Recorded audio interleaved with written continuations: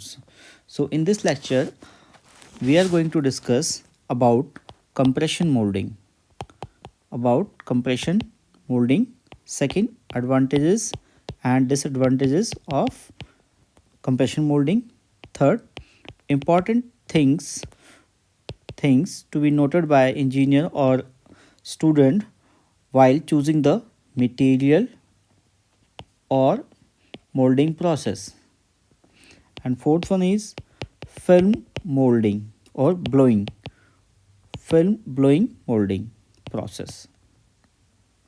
And fifth one is thermoforming process. And also advantages and disadvantages of the process. Okay, so let's start with compression molding. So compression molding is a molding process in which a plastic material is placed directly into the heated mold, softened by the heat and forced to conform to the shape of the mold when the mold is closed. After molding is complete, the excess burrs can be removed. Compression molding machine typically open along with the vertical axis. अब इसका मतलब क्या हुआ? Compression moulding किसके लिए हो रहा है? एक तो एक प्लास्टिक मटेरियल के लिए। अब ये जो प्लास्टिक मटेरियल, इसमें कौन से प्रॉपर्टीज होनी चाहिए? फ्लो एबिलिटी होनी चाहिए, so that it can flow when it comes in the form of liquid and it contains in a heated chamber. Okay, and the springer or plunger or piston type of material is force him to cross across a pinhole, or we can say the die closing. Okay, die उसका जो mouth होगा उससे वो बाहर निकले. After mould is completed the Burns, कुछ उसके Joe Burns होंगे उसको रिमूव कर देंगे और उसको निकाल लेंगे. ठीक है, अब ये रहा आपका एग्जैक्ट कि हमारा डाई कैसे काम करेगी. ठीक है, जो ब्लू आप मटेरियल देख रहे हैं वो क्या है? हमारा रॉ मटेरियल है, और ये दो एक्सेस है हमारे. ठीक है, ये हमारा अपर एक्सेस है हमारा, और ये लोअर. ठीक है, डाई के दो पार्ट है, पार्ट 1 एंड पार्ट 2. ठीक है, या upper portion and lower portion. अब जैसे हम इस डाई को क्लोज करते हैं, फोर्स लगा के क्लोज करेंगे टाइट, तब क्या होगा? मटेरियल डिफॉर्म्ड होकर जो कैविटी होगी हमारी वो स्पेस ले लेगा पूरा का पूरा, और उसके बाद जो स्पेस निकलेगा हमारे पास, जो प्रोडक्ट निकलेगा वो हमारा इस टाइप का प्रोडक्ट हो जाएगा. क्लियर? ये हमारा फाइनल प्रोडक्ट बाहर निकलेगा. ठीक है, तो ये होता है कंप्रेशन मोल्डिंग. कंप्रेस कर रहा है ये, इसके नाम से जस्ट है compressing moulding. Okay, I hope it is clear. अब देखते हैं इसकी एडवांटेज और disadvantages. Little waste, no gate, sprue और रनर इन मैनी मोल्ड्स. ठीक है, बहुत ही कम. ऐसा नहीं है कि हमें, जैसे कास्टिंग में मैंने आपको बताया था कि यहाँ पे हम क्या करते हैं, स्प्रू बनाएंगे, फिर रनर बनाएंगे, स्प्रू गेट होगा. ठीक है, यहाँ पे आएगा, फिर यहाँ से आपका होल्ड होते वो गेट्स के थ्रू और इसके अंदर जाएगा. ऐसा नहीं है, यहाँ पे सिर्फ हमने क्या किया, कैविटी के अंदर प्लेस किया मटेरियल को, ऊपर से फोर्स लगाई, मटेरियल एक्स्ट्रा होगा तो हमारी जितनी भी कैविटीज़ होंगी वो फिल हो जाएंगे सारे सेगमेंट्स. ओके, नेक्स्ट है lower tooling cost than the injection moulding. Injection moulding में बहुत ज़्यादा टूल्स की ज़रूरत होती है, यहाँ पे बहुत कम होती है. गुड सरफेस फिनिश, क्योंकि ये मेटल की अगर डाई है, हाई मेटल को अगर डाई कर रहे हैं तो मेटल के अंदर फिनिशिंग का डाई सरफेस फिनिश अच्छा होता है, तो जो प्रोडक्ट बनेगा हमारा उस पर भी फिनिशिंग अच्छी आएगी. Clear? Less damage to fibre damage नहीं होता है. ठीक है, प्रोसेस में भी ऑटोमेटेड और हैंड ऑपरेटेड. जो मशीन है आपकी कंप्रेशन मोल्डिंग, वो आप ऑटोमेटिक भी यूज़ कर सकते हैं और मैनुअली भी यूज़ कर सकते हैं. Material flow is short, less chances of disturbing inserts causing product stress and not eroding mould. ठीक है, बहुत स्लोली काम होता है इसके अंदर. ठीक है, इट मीन्स मतलब कुछ ऐसा नहीं कि बहुत ज़्यादा वाइब्रेशन क्रिएट हो जाए जिसकी वजह से मोल्ड की मिस अलाइनमेंट हो रही है, कुछ ऐसा होगा, कुछ ऐसा नहीं है. सिर्फ आराम से आप स्टेशनरी होगा और वो कंप्रेशन फोर्स लगानी है हमें. क्लियर? अब कुछ इसके लिमिटेशंस होंगी, कुछ डिसएडवांटेज क्या है? इनिशियल कैपिटल थोड़ी ज़्यादा होती है क्योंकि मेटल की डाई हैं और आपको हैवी चैम्बर चाहिए जिसमें आप जो प्लास्टिक्स है आपको, ठीक है, थर्मोप्लास्टिक, उसको आप मोल्ड कर सकें, मेल्ट कर सकें. ठीक है, लिक्विड फॉर्म में लेके आ सकें. लेबर इंटेंसिव, टेम्परेचर थोड़ा हाई होता है तो लेबर कॉस्ट थोड़ी बढ़ जाती है. ठीक है, और जितना एक्सपीरियंस वाले जो लेबर होगी आपकी स्किल सेट उतना ही अच्छा होता है, तो इसका लेबर थोड़ा महंगा होती है. सेकेंडरी ऑपरेशंस में भी रिक्वायर्ड, इसके बाद भी कुछ ऑपरेशंस रिक्वायर होते हैं, जैसे आपका बर हटाना है, ठीक है, उसको करना है, या पार्टिंग लाइन आ जाती है दो, अगर आपने चीज़ कर रखी है पार्ट्स को जो है, तो ये जो पार्टिंग लाइन है इसको मिटाने के लिए, ठीक है, इसको रिमूव करने के लिए पॉलिशिंग या इसको ग्राइंडिंग करनी पड़ सकता है हल्का सा। लॉन्ग मोल्ड साइकिल्स में भी नीडेड, ठीक है, ये भी ज़्यादा ज़रूरी है आपका, ठीक, ये थोड़ी लिमिटेशंस हैं इसके। When it come to the compression moulding there is a 6 consideration engineer should keep in their mind. तो 6 ऐसी चीज़ें हैं जो इंजीनियर को, या अगर हम मोल्डिंग सिलेक्शन कोई भी कर रहा है तो उसको अपने ध्यान रखना चाहिए, ठीक है। अब वो कौन कौन सी चीज़ें हो सकती हैं, like appropriate amount of material, कितना अमाउंट ऑफ मटेरियल हमें नीडेड है, क्लियर है कि हम ज़्यादा तो नहीं डाल रहे, क्योंकि हमें देखना पड़ेगा कि मटेरियल आप इंसर्ट तो कर रहे हैं चैम्बर के अंदर सॉलिड स्टेट में या ग्रेन्स की फॉर्म में, बट वो अंदर जाके एक लिक्विड जेल स्ट्रक्चर बन जाएगा जिसे हम ओपनिंग से निकालेंगे, ठीक है। या वो फैलेगा तो वो उस तरीके से फैलेगा क्योंकि वो क्या हो जाए, उसका जो डाइज है उसके उसमें पूरा फिट हो जाए, फ्लोएबिलिटी रहे उसके अंदर। तो मटेरियल बहुत ज़्यादा भी नहीं होना चाहिए, क्योंकि जब डाई क्लोज होगी तो उसको स्पेस इतना होना चाहिए कि वो हर जगह जा, अगर मटेरियल ज़्यादा होगा तो उसको क्लोजिंग में दिक्कत करेगा, तो पार्टिंग लाइन वहाँ पे ज़्यादा बनने के चांसेस ज़्यादा बढ़ जाएंगे आपकी, या इस मटेरियल से मोल्ड से बाहर आपका गिरेगा, तो वो बाद में आपको सेक्शन आफ्टर मशीनिंग ऑपरेशंस के अंदर काउंट हो जाएगा आपका, ठीक है। तो मटेरियल की क्वांटिटी का ध्यान रखना है। Determination of the minimum amount of energy required to heat the liquid, ठीक है, और मटेरियल। अब मिनिमम अमाउंट ऑफ हीट में ना तो आपका हीट आपको ज़्यादा एक्सेस में प्रोवाइड करनी है ना कम में, अगर आपने ज़्यादा कर दिया तो वो वेस्टेज होगी हीट, ठीक है, आपके जो ग्रेन्स हैं या प्लास्टिक है उसको वो बर्न आउट कर सकता है, ठीक है, उसकी क्वालिटी को ख़राब कर देगा, फाइबर्स को ब्रेक कर देगा। लेकिन अगर आपने उसको प्रॉपर हीट भी नहीं दी, हीट कम दी, तब क्या होगा, वो फुल्ली फंक्शन लिक्विड स्टेट के अंदर, या वो फ्लो को नहीं कर पाएगा आपका, clear. Determination of minimum time required to heat the material, minimum time आपका जो चैम्बर है जहाँ पे आप हीटिंग कर रहे हैं, ठीक है, तो उसमें कितना टाइम लगता है आपको पता होना चाहिए, clear. Determine the appropriate heating technique, कौन सी टेक्निक यूज़ कर रहे हैं आप, ठीक है, वो भी आपको पता होना चाहिए कि कौन से मटेरियल के लिए, एक्चुअली मटेरियल स्पेसिफिक होती हैं, हार्ड मटेरियल्स को ज़्यादा हीट चाहिए, सॉफ्ट को कम चाहिए, तो वो आपको देखना पड़ेगा कि आपके जो मटेरियल है उसके साथ में क्या पैरामीटर्स मैच कर रहे हैं, okay. Pit the force required to the shot to achieve the correct shaping mode of the rapid cooling after the material is pushed into the mould, ठीक है, कौन सी शेप रिक्वायर करनी है उस पर भी बहुत चीज़ें डिपेंड होती हैं, ठीक है, शेपिंग क्या रखनी है आपने, और टू रैपिड कूलिंग जो टूल्स हैं आफ्टर प्रोसेसिंग वो ना करना पड़े इसलिए, ठीक है। Flow sorry film blowing process क्या होता है, यहाँ पे क्या होता है इसको ध्यान से देखेंगे।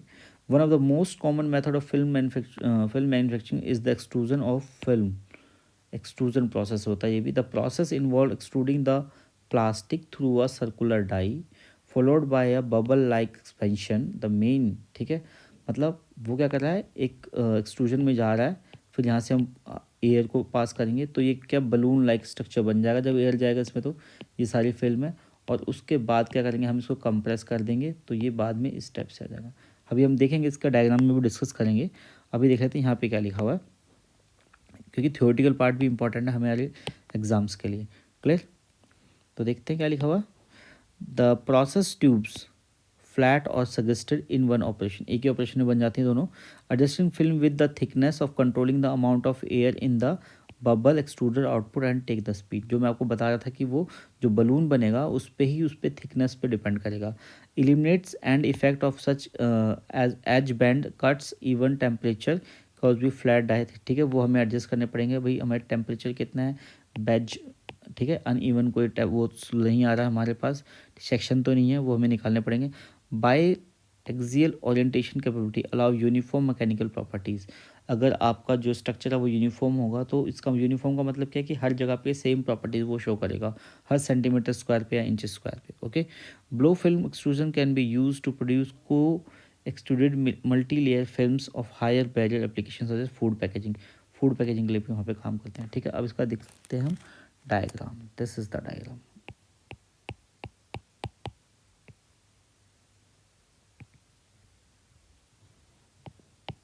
यहाँ पे आपकी फिल्म बन रही है, ये फिल्म बन रही है, जिस बलून की हम बात कर रहे थे ऊपर वो यही है।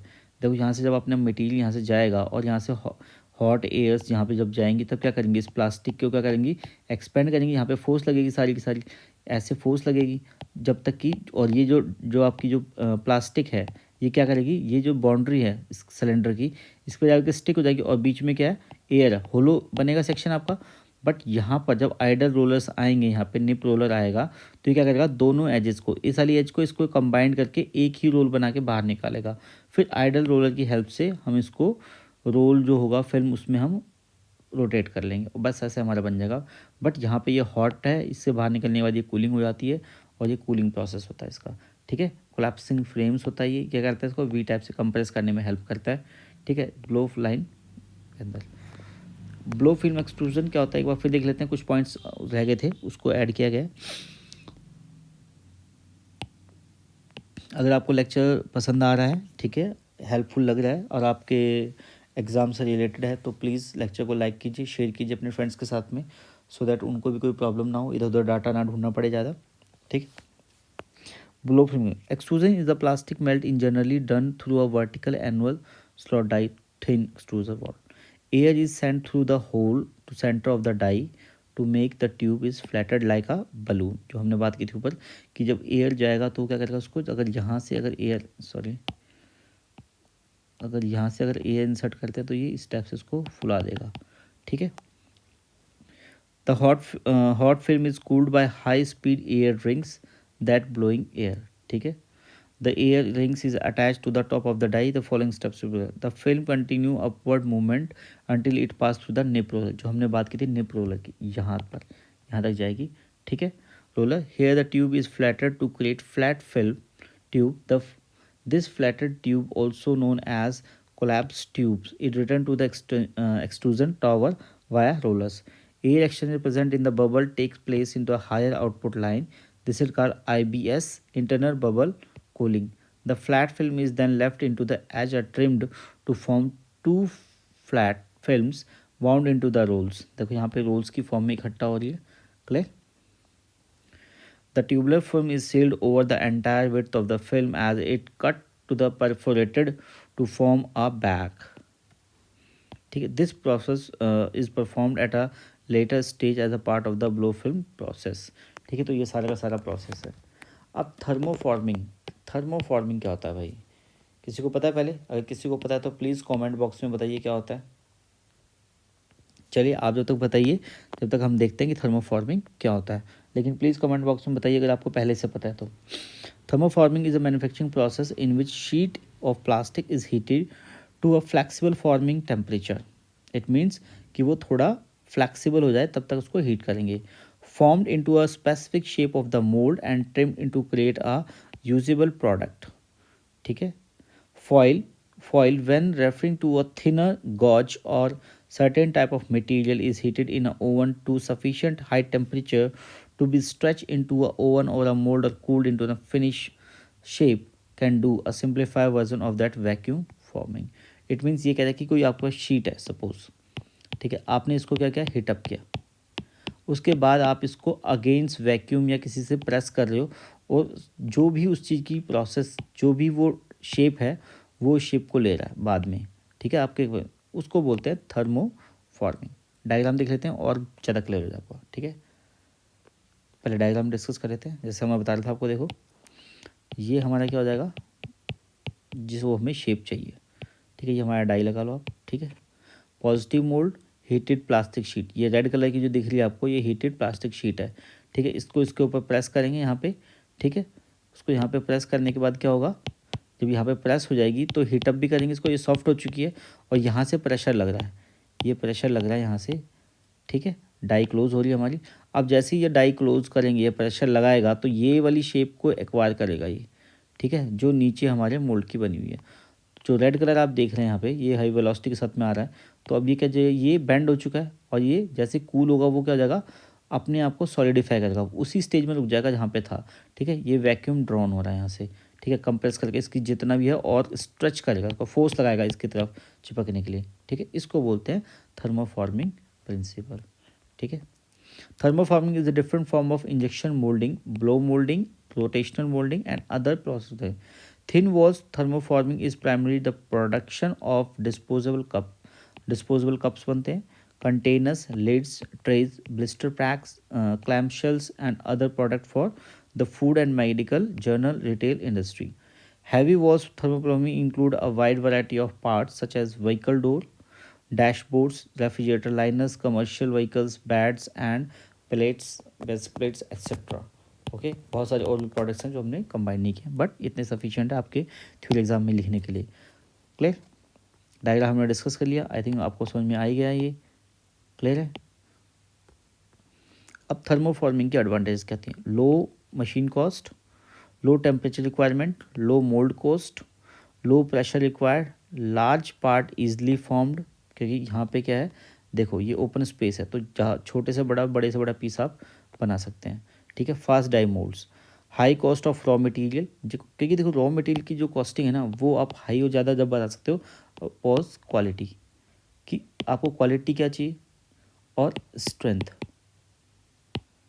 इट मीन्स जो प्रॉपर्टीज़ है ना अगर वो आपकी यूनिक हैं या डिमांडिंग है तो आपकी कॉस्ट ऊपर नीचे करेगी। High scrap, limited part shape, ठीक है, only one side part defined to be mould, inherent wall thickness and internal stress common. कि जब आप इंटरनल अगर आफ्टर ऑपरेशन नहीं कर रहे या इंटरनल स्ट्रेस को रिलीज़ नहीं कर रहे तो वो स्ट्रेसेस तो इनबिल्ट रहती हैं इसमें। ठीक है, तो वो किसी भी प्रोसेस के अंदर रहेंगी, बट इसमें थोड़ा सा ज़्यादा रहता है। ठीक है, thank you to stay with us. और आप लेक्चर को लाइक कीजिए, शेयर कीजिए, और हमारे चैनल का नाम आपको पता है, ग्रो विद प्रदीप कुमार।